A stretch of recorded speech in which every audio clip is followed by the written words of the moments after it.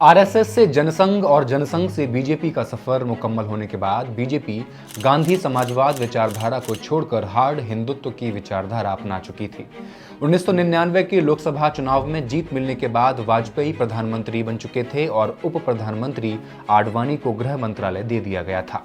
सरकार तो बन चुकी थी, लेकिन भविष्य का रोड मैप तैयार करने के लिए सवर्णों की पार्टी का ठप्पा लेकर भाजपा अब दलितों में अपनी पहचान बनाने के लिए तैयार थी।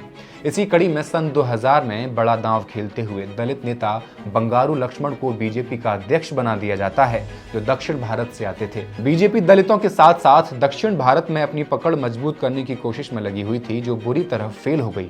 कारण था एक स्टिंग ऑपरेशन। रिश्वत लेने से जुड़े एक स्टिंग ऑपरेशन के कारण बंगारू लक्ष्मण को अध्यक्ष पद से हटा दिया जाता है और श्री के जना कृष्णमूर्ति बीजेपी के नए अध्यक्ष बना दिए जाते हैं।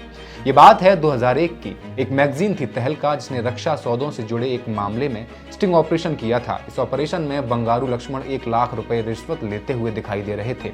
देखते देखते वीडियो देश भर में टेलीविजन के जरिए फैलने लगा। बंगारू का इस्तीफा आया तो आया, तत्कालीन रक्षा मंत्री जॉर्ज फर्नांडिस को भी इस्तीफा देना पड़ गया। सरकार बनते ही एक ऐसी पार्टी ने, जो खुद को राष्ट्रवादी पार्टी कहती है, उस पार्टी ने देश की सुरक्षा को दांव पर रखते हुए फर्जी रक्षा सौदे में भ्रष्टाचार कर दिया। खुद को राष्ट्रवादी कहने वाली वाजपेयी की सरकार ताबूत घोटाले की वजह से भी सवालों के घेरे में थी। आरोप थे कि इस घोटाले में उनके सबसे वरिष्ठ सहयोगी और तत्कालीन रक्षा मंत्री जॉर्ज फर्नांडिस शामिल थे। आरोप था कि बीजेपी सरकार ने कारगिल युद्ध में मारे गए सैनिकों के शवों के लिए खरीदे गए ताबूतों से संबंधित सौदे में धांधलीबाजी की है। तो आइए जानते हैं पाथ टू पावर में भाजपा के बनने से लेकर सरकार में आने तक के सभी बड़ी घटनाओं के बारे में, ताबूत घोटाले के बारे में, बंगारू के स्टिंग ऑपरेशन के बारे में और संघ प्रचारक नरेंद्र मोदी के उदय के बारे में।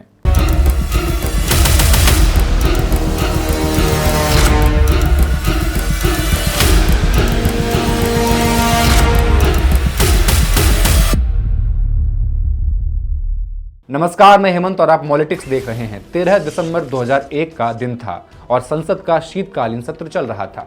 उस दिन प्रधानमंत्री अटल बिहारी वाजपेयी को राज्यसभा में सवाल जवाब के लिए मौजूद होना था, लेकिन उस दिन वो अनुपस्थित थे। ताबूत घोटाले के विवाद के चलते विपक्ष हंगामा कर रहा था और 45 मिनटों के भीतर ही संसद को स्थगित कर दिया गया था। 45 मिनट तक चले इस हंगामे की वजह से राज्यसभा स्थगित कर दी गई। कफन चोर गद्दी छोड़, सेना खून बहाती है, सरकार दलाली खाती है जैसे नारों से लोकसभा और राज्यसभा गूंज रही थी। विपक्ष तात्कालिक रक्षा मंत्री जॉर्ज फर्नांडिस का इस्तीफा मांगने पर अड़ा था। विपक्ष पर निगाह रखने के लिए वाजपेयी रेसकोर्स रोड 7, जो अब लोक कल्याण मार्ग है, वहां टीवी के सामने बैठकर सब कुछ देख रहे थे। मामला था 1999 कारगिल युद्ध का। भारत के रक्षा मंत्रालय ने अमेरिका की एक कंपनी से एल्यूमिनियम के ताबूत और शव थैले खरीदे थे और उनका इस्तेमाल युद्ध क्षेत्र में शहीद हुए सैनिकों के शव सम्मानजनक तरीके से घर पहुंचाने के लिए किया जाना था। इस मामले की जांच कर रही थी सीबीआई कुछ वरिष्ठ सैन्य अधिकारियों और अमेरिका के एक ठेकेदार के खिलाफ मामला दर्ज करती है, जिसमें एक मेजर जनरल, 2 कर्नल रैंक के अधिकारी और एक अमेरिका के ठेकेदार के साथ कुछ अन्य लोग भी शामिल थे। मेजर जनरल रैंक का यह अधिकारी उस खरीद ठेके के समय अमेरिका के भारतीय एम्बेसी में मिलिट्री अटैची था। ये सारे मामले इस सौदे की प्रारंभिक जांच के बाद इन अधिकारियों के खिलाफ दर्ज किए गए थे। इन संदिग्ध अधिकारियों ने 1999 से 2000 के दौरान 500 एल्यूमिनियम ताबूत और 3000 शव थैले खरीदने के लिए अमेरिका की एक कंपनी के साथ जो सौदा किया, उसमें प्रति ताबूत 2500 अमेरिकी डॉलर और शव थैलों के लिए 85 अमेरिकी डॉलर प्रति थैला के हिसाब से भुगतान किया गया, जो अमेरिकी प्राइस के हिसाब से भी बहुत बड़े हुए प्राइस थे। जांच में यह सामने आया कि इसी तरह के एल्यूमिनियम ताबूत और शव थैले सोमालिया में संयुक्त राष्ट्र मिशन को 172 अमेरिकी डॉलर प्रति ताबूत और 27 डॉलर प्रति थैले की दर से सप्लाई किए गए थे। कंपैरिजन करिए, एक ताबूत जिसे सोमालिया में संयुक्त राष्ट्र मिशन 172 अमेरिकी डॉलर का खरीद रहा है, उसी ताबूत को भारत सरकार 2500 अमेरिकी डॉलर के हिसाब से खरीद रही थी। जहां एक शव के थैले की कीमत होनी थी 27 डॉलर, उसे हमने खरीदा 85 अमेरिकी डॉलर में। यह सौदा कुल 15,05,000 अमेरिकी डॉलर यानी करीब 7 करोड़ रुपए का था तब के हिसाब से। पाया यह गया कि जिस अमेरिकी कंपनी के साथ ये सौदा हुआ, वो इन ताबूतों और शव थैलों की निर्माता कंपनी थी ही नहीं।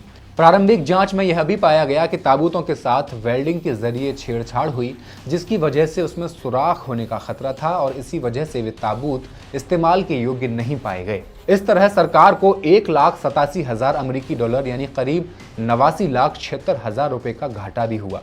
लेकिन इससे भी ज्यादा जो शर्मनाक था वो ये कि शहीदों की शवों के लिए ताबूत अंततः उपलब्ध हो ही नहीं सके। कोई भी घोटाला जब भी उजागर होता है तो अधिकारी ही बलि का बकरा बनाए जाते हैं और नेता बचकर निकल जाते हैं। कारगिल युद्ध के बाद विपक्षी कांग्रेस ने आयात में घपले का आरोप लगाते हुए तत्कालीन रक्षा मंत्री जॉर्ज फर्नांडिस के खिलाफ अभियान भी चलाया हुआ था, लेकिन 2016 में फर्नांडिस को क्लीन चिट दे दी गई।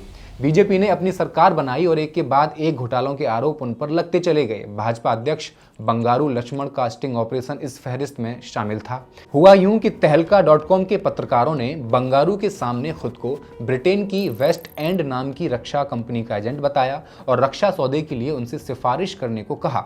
जैसा सीबीआई की चार्जशीट में लिखा है, रक्षा सौदों के एजेंट के तौर पर तहलका के पत्रकारों ने बंगारू लक्ष्मण से 8 बार मुलाकातें की।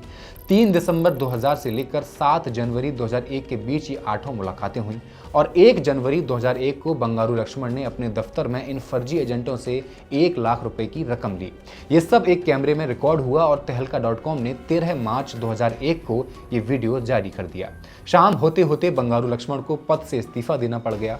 उन्होंने इसे खुद के खिलाफ एक राजनीतिक साजिश करार दिया था। खुफिया कैमरे में बंगारू लक्ष्मण फर्जी एजेंट से 1 लाख रुपए लेते दिखाई दे रहे हैं। वीडियो बाहर आने के बाद देश की राजनीति में अफरा तफरी का माहौल बन जाता है। संसद के दोनों सदनों में विपक्ष सरकार को घेर कर इस्तीफे की मांग कर रहा होता है। ऐसा नहीं था कि इस स्टिंग ऑपरेशन की लपटों में सिर्फ बीजेपी नेता ही झुलसे। एनडीए के एक प्रमुख घटक दल समता पार्टी की अध्यक्ष और रक्षा मंत्री जॉर्ज फर्नांडिस की करीबी जया जेटली को भी तहलका की वीडियोस में हथियारों के सौदागर बने पत्रकारों से बात करते हुए दुनिया ने देखा।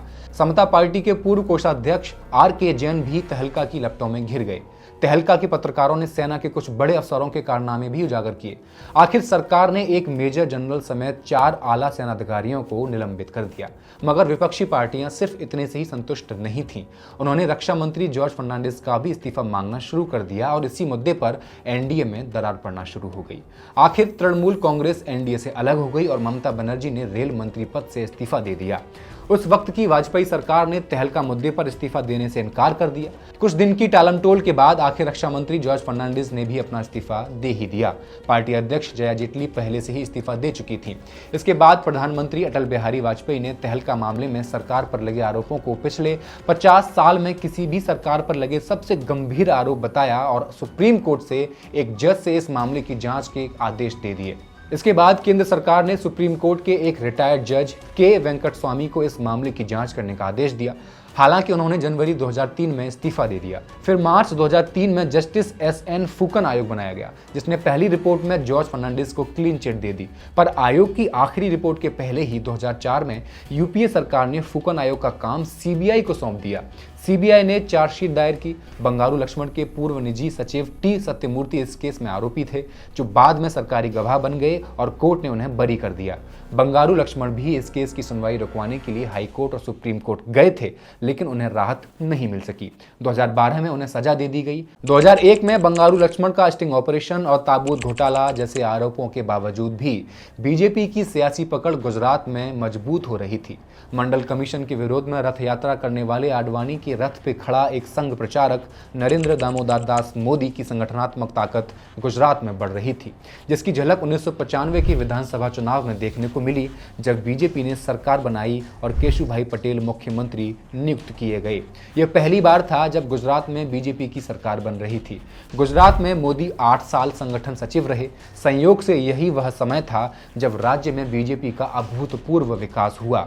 इसका अंदाजा आप इस बात से लगा सकते हैं कि 1985 में बीजेपी के पास 11 सीटें थीं और एक दशक बाद 1995 में पार्टी के पास 121 सीटें हो गई थीं। इस दौरान गुजरात में सांप्रदायिक दंगों की 3 बड़ी घटनाएं हुई और हर दंगे में मरने वालों की संख्या पिछले दंगे से ज्यादा होती। 1985 में 208 लोगों की मौत हुई, 1990 में 219 लोगों की मौत और 1992 में 441 लोगों की मौत हुई। राज्य में बढ़ते सांप्रदायिक तनाव से बीजेपी को फायदा हुआ और पार्टी के हिंदू वोट बढ़ते चले गए। तनाव को भुनाने के लिए बीजेपी ने रोड शो का आयोजन कर 2 राज्यव्यापी अभियान लॉन्च किए, जिनमें मोदी ने पर्दे के पीछे अहम भूमिका निभाई। इस अभियान के पहले पड़ाव का सारा इंतजाम मोदी ने ही किया था। संघ की तरफ से बीजेपी में भेजे गए नरेंद्र मोदी से बीजेपी का संगठनात्मक ढांचा मजबूत तो हुआ, लेकिन आंतरिक राजनीति डगमगाने लगी। अब तक गुजरात में बीजेपी के दो बड़े नेता थे, केशुभाई और वाघेला। वाघेला मोदी से 10 साल सीनियर थे और बीजेपी में बेहद ताकतवर भी। वह पार्टी में फंड लाने वाले और सेक्युलर पार्टियों से गठबंधन बनाने वाले प्रमुख व्यक्ति थे। लेकिन राज्य में वाघेला के ऊपर केशुभाई पटेल थे, जो बीजेपी की सरकार बनने की स्थिति में मुख्यमंत्री बनते। मोदी से उम्मीद थी कि वह बीजेपी और आरएसएस के बीच पुल का काम करेंगे, लेकिन उनके आदेश देने की प्रवृत्ति और अपने मनमाफिक काम करने की वजह से बीजेपी नेताओं में विवाद पैदा होने लगा। तब बीजेपी के महासचिव और प्रमुख पार्टी विचारक के गोविंदाचार्य ने कहा, वो एक मेहनती व्यक्ति हैं, लेकिन उन्हें छोटे कद का काम पसंद नहीं था।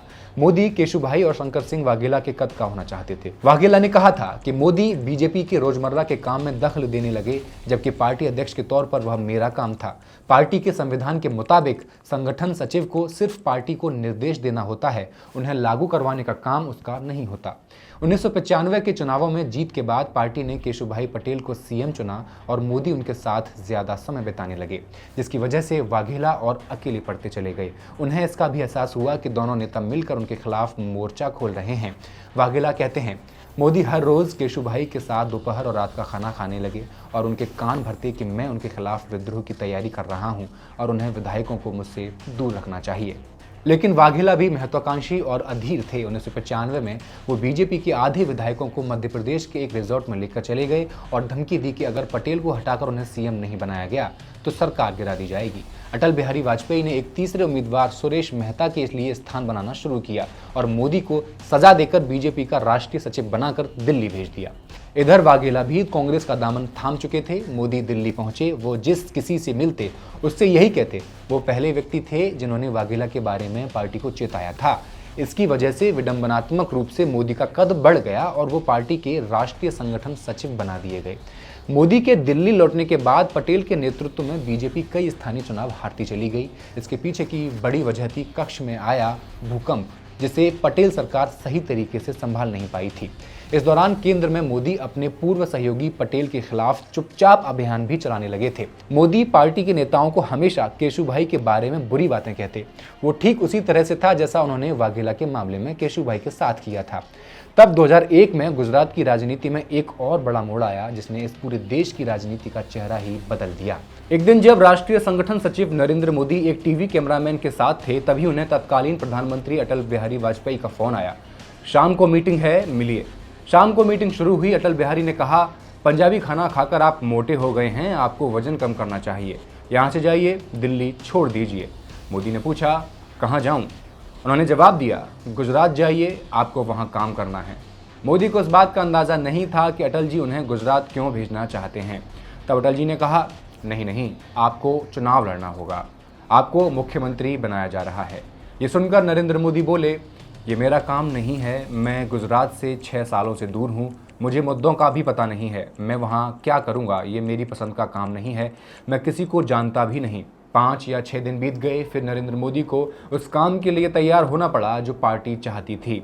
2001 की बड़ी घटनाएं एक साथ होती हैं, ताबूत घोटाला, तहलका स्टिंग ऑपरेशन, केशुभाई पटेल का मुख्यमंत्री पद से इस्तीफा और नरेंद्र मोदी का मुख्यमंत्री बनाया जाना।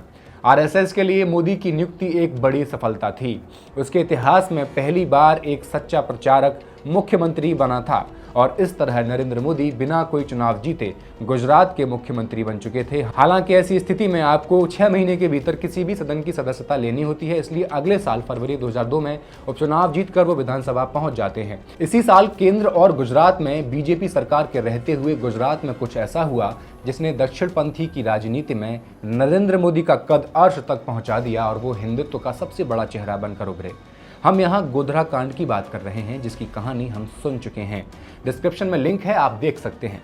शॉर्ट में आपको बता देते हैं, 27 जनवरी 2002 गोधरा स्टेशन में साबरमती एक्सप्रेस अहमदाबाद जाने के लिए निकली ही थी। अचानक ट्रेन की बोगी नंबर S6 पर पथराव शुरू हो जाता है और बाद में आग लगा दी जाती है। इस घटना में 59 लोगों की मृत्यु हो जाती है, जिसके बाद गुजरात के कई हिस्सों में सांप्रदायिक दंगे शुरू हो जाते हैं। दंगों में कई लोगों की मौत हुई, जिसमें ज्यादातर मुसलमान थे। तत्कालीन मुख्यमंत्री नरेंद्र मोदी पर दंगे कराने का आरोप लगाया गया। मोदी को हिंसा को रोकने में अपनी सरकार द्वारा कोई फैसला नहीं लेने के कारण देश और अंतर्राष्ट्रीय स्तर पर कड़ी निंदा का सामना करना पड़ा। अमेरिका ने उन्हें वीजा देने से इनकार कर दिया और ब्रिटेन ने 10 साल तक उनसे अपने रिश्ते तोड़ दिए। बीबीसी की डॉक्यूमेंट्री इंडिया द मोदी का पहला एपिसोड 17 जनवरी 2023 को प्रसारित हुआ, जिसमें दिखाया गया कि एक नेता के रूप में मोदी के शुरुआती दिनों और सत्तारूढ़ हिंदू राष्ट्रवादी बीजेपी में उनके चेहरे को आगे बढ़ाया। डॉक्यूमेंट्री में यूनाइटेड किंगडम सरकार की 2002 के धार्मिक दंगों की रिपोर्ट का खुलासा किया गया। 2002 में ब्रिटेन के विदेश मंत्री रहे जैक स्ट्रॉ का इंटरव्यू दिखाया गया। इंटरव्यू में स्ट्रॉ कह रहे हैं कि ये बहुत गंभीर था कि मुख्यमंत्री मोदी ने पुलिस को पीछे हटाने और हिंदू चरमपंथियों को चुपचाप प्रोत्साहित करने में बहुत सक्रिय भूमिका निभाई थी। ये तो सिर्फ एक उदाहरण है। हमने एक जांच बैठाई और एक टीम को गुजरात भेजा ताकि खुद पता लगा सकें कि क्या हुआ था। हालांकि दंगों को रोकने में विफल रहने के आरोप में मोदी ने अपने ऊपर लगे आरोपों से इनकार कर दिया था। 2012 में सुप्रीम कोर्ट द्वारा जांच के बाद उन्हें दोष मुक्त कर दिया गया और 2022 में दोष मुक्ति पर सवाल उठाने वाली एक और याचिका खारिज कर दी गई। 2002 में गुजरात में बीजेपी की सरकार बनी तो 2003 के आखिरी में मध्य प्रदेश, राजस्थान और छत्तीसगढ़ में बीजेपी की सरकार बन चुकी थी। समय आया 2004 लोकसभा चुनाव का। ऐसा माना जा रहा था कि वाजपेयी सरकार सत्ता में वापसी करेगी। बीजेपी ने इंडिया शाइनिंग और फील गुड का नारा देकर चुनाव लड़ा, लेकिन जब चुनाव के नतीजे आए तो सबके गड़े धरे के धरे रह गए। क्या हुआ इसके बाद? किसने बनाई सरकार? कई सारी घटनाएं हुई। 2G घोटाला, आडवाणी का पाकिस्तान में वो भाषण जो जिन्ना की मज़ार पर दिया गया, जिसकी गूंज दिल्ली तक पहुंची, और अंत में नरेंद्र मोदी का गुजरात से दिल्ली तक का सफ़र। ये सब अगले एपिसोड में। पाथ टू पावर की इस नई सीरीज़ के एपिसोड आपको कैसे लग रहे हैं हमें कमेंट करके ज़रूर बताएं, और कोई सुझाव हो तो दर्ज कर दें। मॉलिटिक्स को सब्सक्राइब कर दें। शुक्रिया।